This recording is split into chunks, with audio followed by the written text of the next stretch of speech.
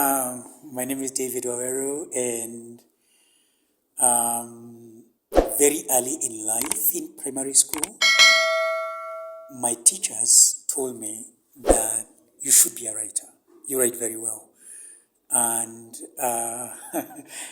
Mr. Kenyan, I was the kind of student whose essays used to be pinned on the wall for the other students to memorize. Wow. So that they know how to write. So that was in primary school. In high school, I had a wonderful English teacher and literature teacher. She was Ugandan, Mrs. Osia. And Mrs. Osia was so heartbroken when I chose not to do literature at O levels. Dagoretti High School. Okay. I went to Dagoretti High School in Waidaka, where I grew up. And so she encouraged me, and I wanted to do the sciences. So I went and did maths, physics, and chemistry. Ended up at the university where I did double maths and computer science. By this time, I had totally forgotten about writing. I used to write, but irregularly. You on the road to being a scientist. Because I was going to be a serious scientist. And then what happened was, after the university, it took long for me to get a job, and I started a company, which was a computer company. And then I made a wrong investment, which made me go back to the university and seek for a job there, because I knew they were starting the Nairobi University Press. Okay. The vice chancellor at that time, Professor Mbidi, actually hired me. I got hired. 80s or 70s? So that was 91. Okay. So that was 91. And I got my first job as a science editor trainee at the University of Nairobi. But you see, part of the reason I was looking for a job, because my business, my first business didn't go very well, and I had a 2-year plan for marriage. So I knew if I started all over again, I'll not be able to marry according to schedule. So I said, let me get a job. So that's how I got a job as a science editor trainee and began my publishing career. Then I worked at the University of Nairobi for about 5 years, close to 5 years. Then I was poached by a company that is based in Colorado Springs, in the US, but the area office is in Nairobi, area office for Africa. So I was hired as a publishing manager, overseeing the publishing activities for the Africa area. But while I was there, I had already made up my mind I would not work for more than 5 years, because I wanted then to start my publishing company, to create a platform. So you accidentally bumped back into your passion of writing. Absolutely. You can see, the twist in life. I completely took a different path from what my seniors and my teachers knew I should be doing, what I was good at. And I think this is an important piece in life, because you see, our education system taught us there was no value in art. There was no value in, in talent. And so the value was in being a doctor, being a scientist, being an engineer, and all that. So I mistakenly pursued that path. But as life would have it, God created situations and brought me back full circle into the world of books. And that's when I realized I've reconnected with who I am. I've reconnected with my passion. I've reconnected with, what my real dream is. And I can become books is when I find myself in my element.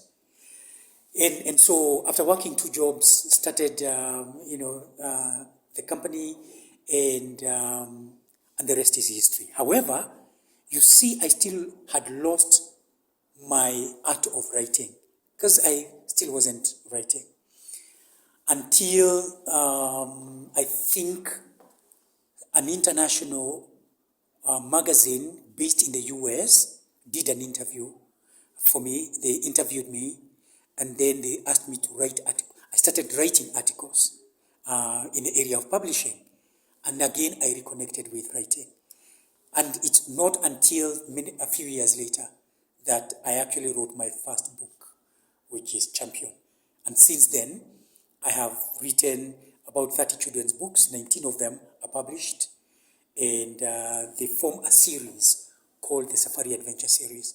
I've taken animal stories and created exciting scenes and visuals for kids to enjoy, and in them are life skills, basically. So they're not just exciting stories, beautiful stories, but they're really major life skills. They're in the market currently? Yes. Yeah. Set books are for teachers and for students, or just for students? Well, these are storybooks for students. Yeah. For the longest time, there's been a problem in writing about publishing. People say we've been writing manuscripts, take them to publishers, and that's where the story ends. They never see the books come out. Is the situation still prevailing, or it has changed? And what would you advise those ones who are writing books, potential authors, how to go about publishing? Mr. Kenyan, it's a sad story. And the situation has not, it's probably worse.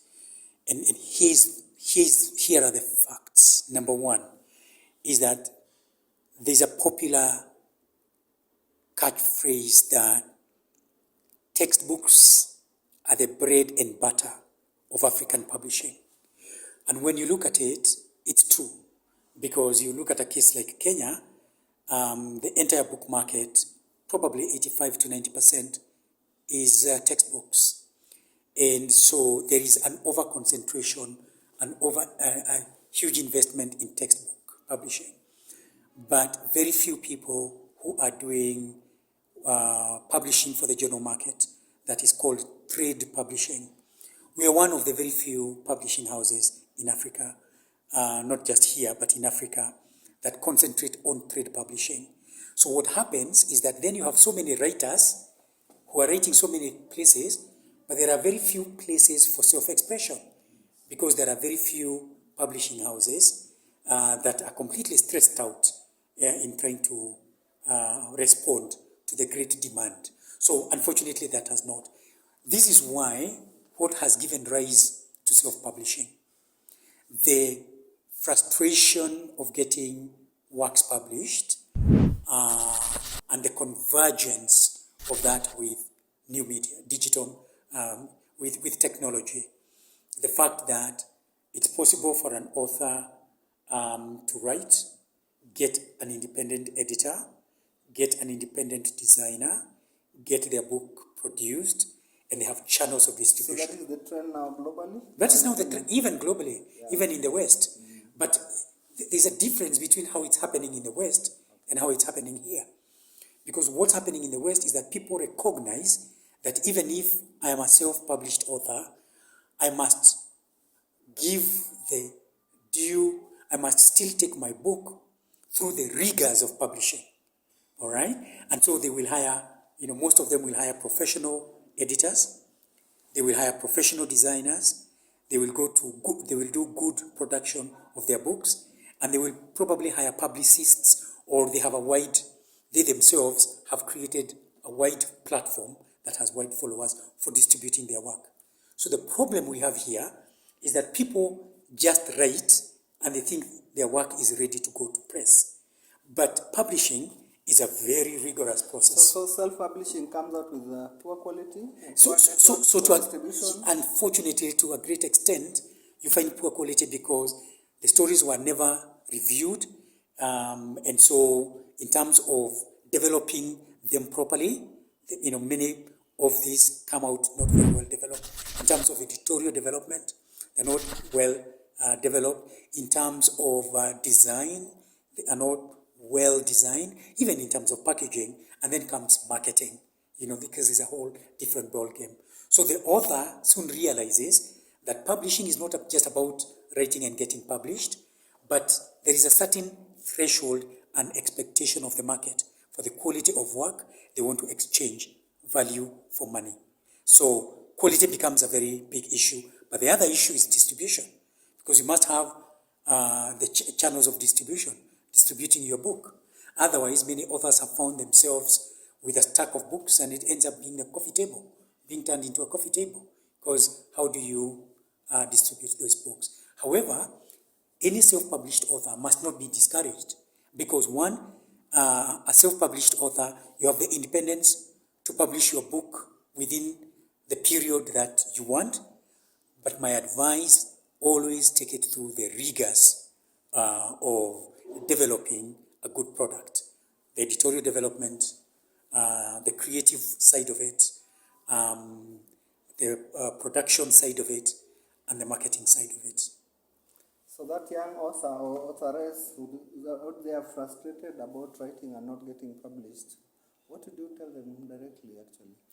One is first to just understand, and I can give the analogy of a sports person, because I've been a sports person. I've fought to the champion level, and I know that to reach that level, it means a lot of investment in honing my skill as a boxer. And it's the same thing with writing. Many people do a first draft and they think it's the best thing that has ever happened because somebody around them, their friends, told them so. It's important to know that writing, is rewriting. You need to develop your work well.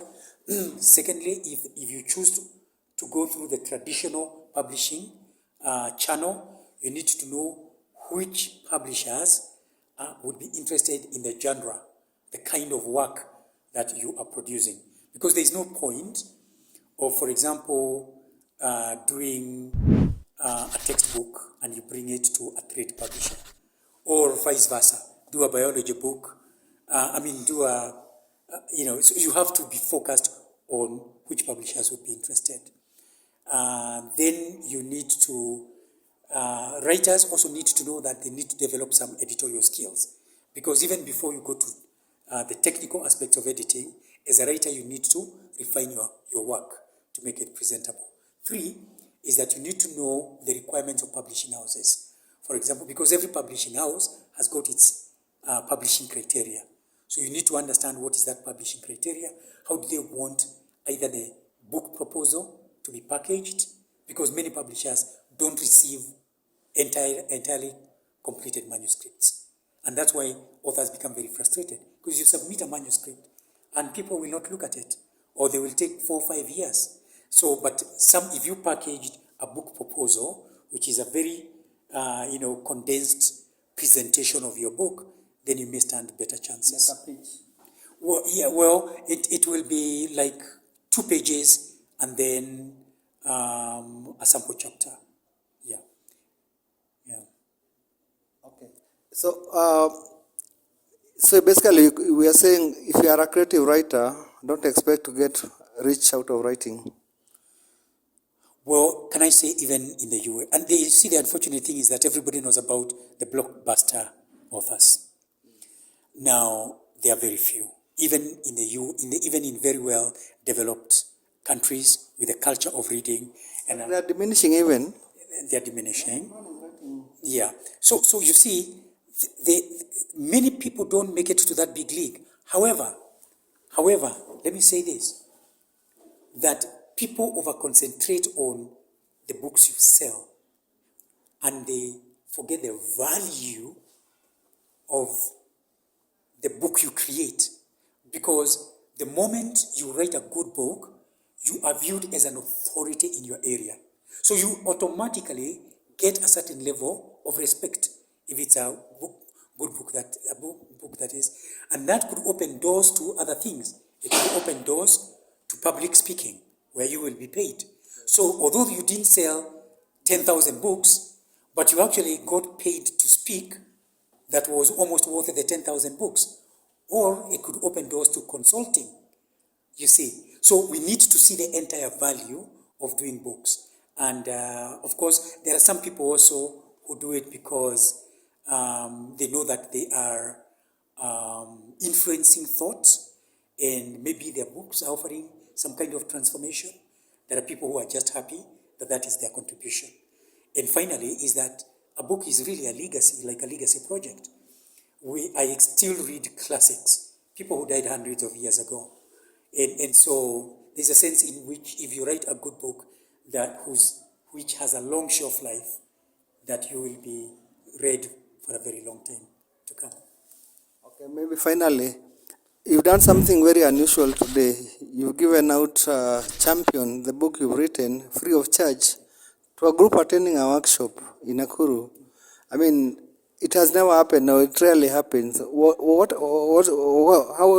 did you do it?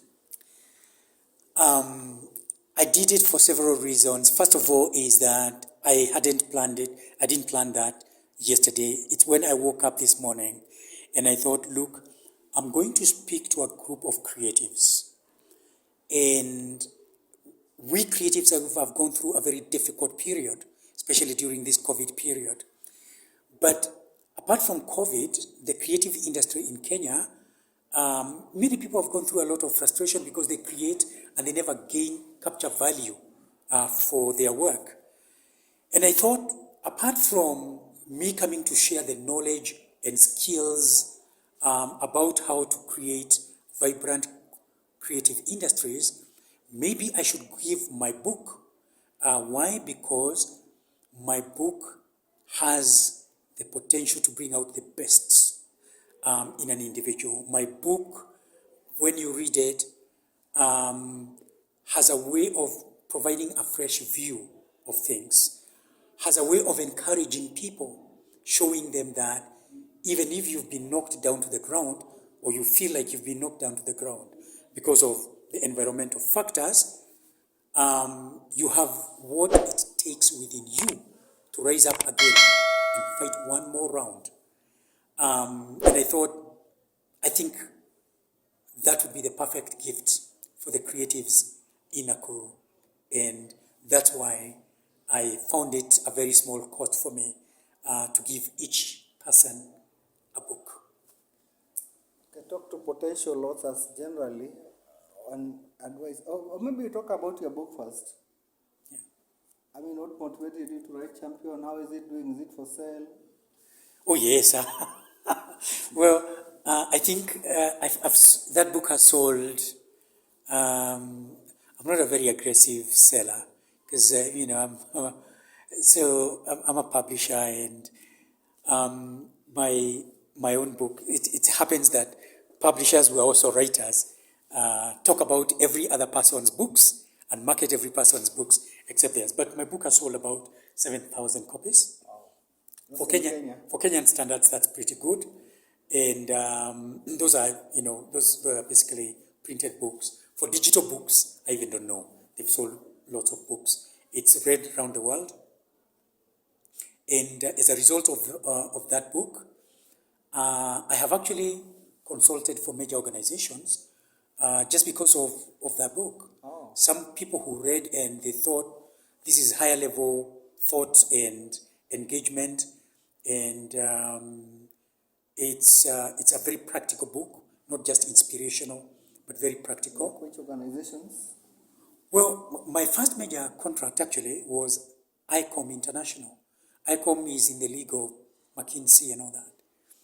And so the invitation to do some consulting work for them was entirely out of the book Champion. And after that, the second one was training for DFID, which is under the British High Commission, and they were looking for a local speaker who can talk about personal excellence. And they just Googled, and then they saw my name came up because my book is titled Champion: Achieving with Excellence. And they reviewed the book, and they said, hey, is this something that you can consider doing?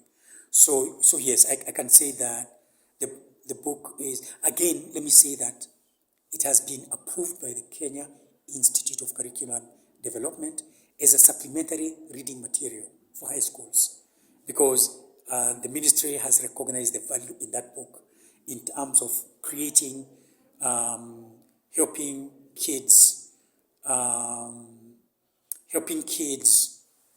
see the champions they can be regardless of their situation, helping kids achieve at a high level with values and all that. So, yeah. Maybe just to end up, there's a new school of thought coming up that's saying maybe there's something wrong with our education system because money is the ultimate goal for everything, as in to make people survive and do a lot. Yet there is no specific subjects that teach people about money, how to make money from young age. What did you say to that? I'm glad, one, that the new competency-based curriculum, although I disagree with how it has been implemented, but I think it's an excellent system because what it does is that it moves us away from the purely summative, academic, cramming-oriented system that we have been used to, especially in the last 36 years. And now it is introducing areas so that kids basically become the center of learning. They take control of their own learning. It is very practical. It's supposed to be very creative. It's supposed to be like self-paced learning. And it's supposed to eventually lead people to different pathways, whether you want to become an athlete or an actor or even a dancer or an entrepreneur. So what our education system failed to do, and especially when it comes to what you're talking about, creating a pool of entrepreneurs, is that even when there was a subject like that, it was for academics to pass an exam, not to create an entrepreneur. So it's a whole reorientation that needs to be made in our schooling system so that we value helping children develop the skills that they are inclined to, including entrepreneurship from a very early stage. Yeah. Thank you very much.